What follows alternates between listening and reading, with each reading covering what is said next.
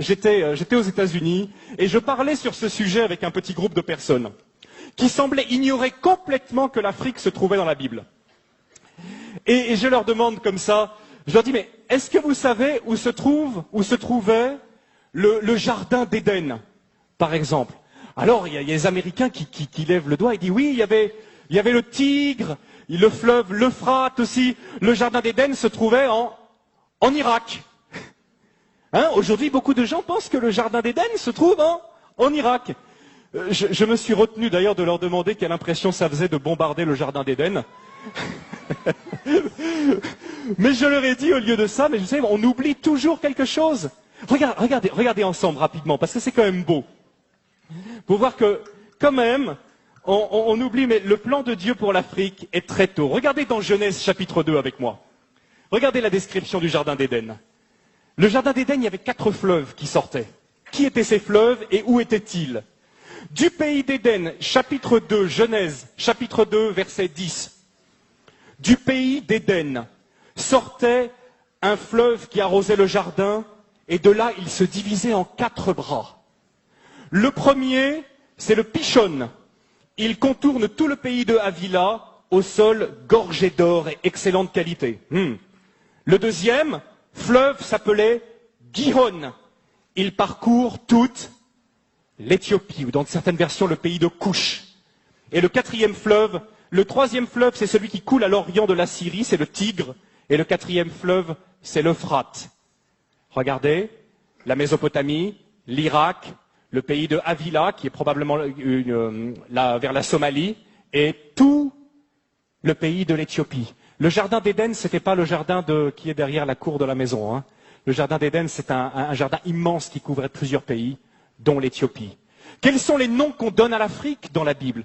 Les noms qu'on donne à l'Afrique, ce sont Couche, qui veut dire Éthiopie, Mitzraïm, qui veut dire l'Égypte, et Put, qui veut dire la Libye actuelle, la Cyrénaïque. Au temps biblique, et jusqu'à une époque, jusqu'à peu près au 4-5e siècle après Jésus-Christ, ces 3 régions qui couvraient toute l'Égypte, la Libye, le Soudan, l'Éthiopie, toute la corne de l'Afrique, regroupaient probablement 80% de toute la population du continent qui était très peu peuplée.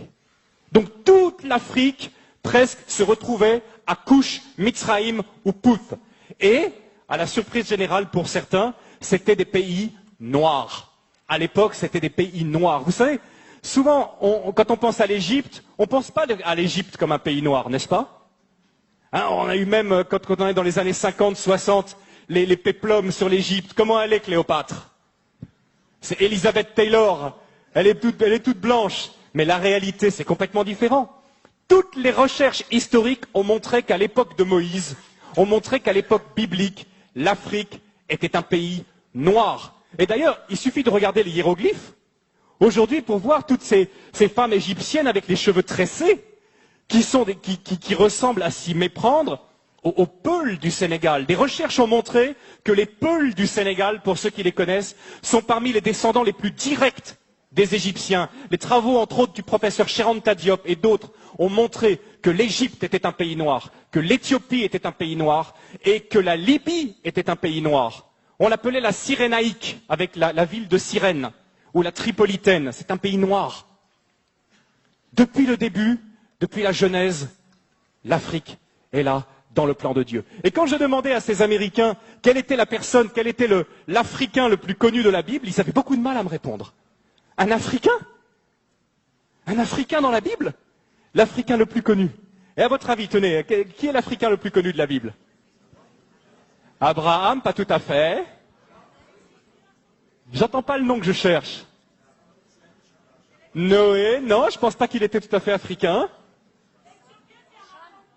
Adam, et si Adam était dans le jardin d'Éden, il était forcément un peu africain. Bon point pour toi, ma sœur.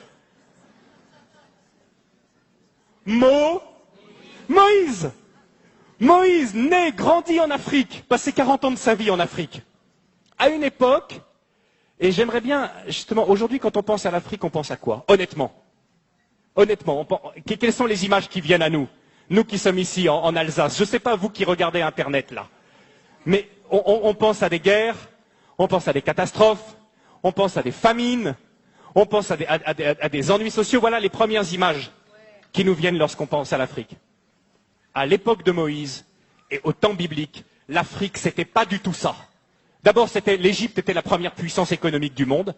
Est-ce que vous savez que pendant plus de 1000 ans, c'est l'Égypte qui a nourri tout le bassin méditerranéen par son blé? L'Égypte possède un cadeau de Dieu extraordinaire qui s'appelle le Nil, qui est probablement le fleuve le plus extraordinaire du monde, un fleuve qui vient du lac Victoria au Kenya, qui coule dans un delta. Qui donne la possibilité de faire du jardinage de façon extraordinaire. Le Nil, c'est un cadeau de Dieu. Le Nil, c'est ce qui permet à l'Égypte d'avoir toujours été riche. Et quelque chose de très intéressant aussi, ce sont les Égyptiens qui ont inventé le jardinage. Les pastèques que nous mangeons en été, ce sont les Égyptiens qui l'ont cultivé les premiers. À l'époque, l'Égypte était la première puissance économique du monde. Aujourd'hui, l'Afrique est la dernière puissance économique en tant que continent. Mais il n'en a pas toujours été de même. Ce qui se passe aussi, c'est que l'Afrique était la première puissance militaire à l'époque. Si l'armée de Pharaon, l'armée éthiopienne, tenez, quelle est la plus grande armée qui est mentionnée dans l'Ancien Testament? C'est quelle armée? Une armée de combien? C'est une armée d'1 million de personnes qui est l'armée du roi d'Éthiopie. À l'époque, l'Afrique était une puissance militaire qui faisait trembler. À l'époque aussi, l'Afrique, nous dit la Bible, Moïse a été élevé dans toute la sagesse des Égyptiens. L'Afrique dominait le monde également par ses connaissances scientifiques. C'était de l'Afrique que venait toute la connaissance. Les Égyptiens ont été les premiers astronomes, ont été les premiers à jeter les bases de nos sciences modernes. Venait également de l'Afrique.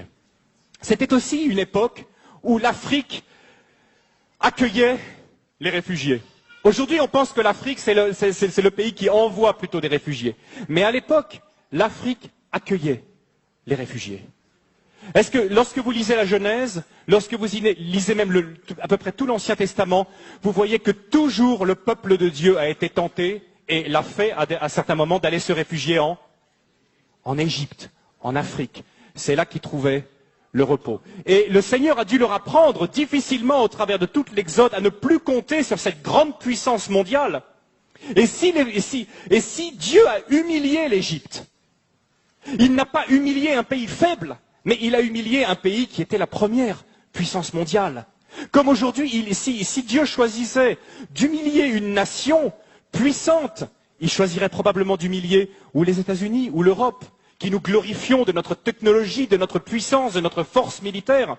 Donc Dieu a dû apprendre à son peuple à ne pas compter, à ne pas dépendre de la puissance des hommes, mais à compter seulement sur sa puissance. Quelque chose de très important que souvent on ne connaît pas, c'est que lorsque la reine de Saba était une reine africaine. Amen. Je ne sais pas si vous le savez, c'était une reine noire, c'était une reine africaine. Et les Éthiopiens, aujourd'hui, basés aussi sur des recherches intéressantes, montrent que probablement la reine de Saba était la reine de tout le royaume d'Éthiopie à l'époque. Elle était allée chercher la sagesse auprès de Salomon. Et que dit aujourd'hui l'Église là-bas en Éthiopie? L'Église, dans sa tradition, dit que Salomon et la reine de Saba ont eu un enfant, que cet enfant est devenu Ménélik Ier, le premier empereur d'Éthiopie, qui a été la plus longue dynastie du monde jusqu'à la chute de l'empereur Haïlé Sélassié dans les années 70, qu'on appelait le Négus. Et sa filiation remontait à Salomon lui-même. Salomon lui-même, Ménélik, le Négus. Dieu a toujours pris soin. Vous savez, en plus, aujourd'hui, on s'aperçoit qu'il n'y a aucune explication rationnelle à la présence d'un si grand nombre de Juifs en Éthiopie, qu'on a appelé après les Falachas, qui sont revenus en Israël. Christian connaît bien cette histoire. Il n'y a pas d'autre explication que le fait que, depuis les temps de l'Antiquité, les Juifs étaient présents en Éthiopie.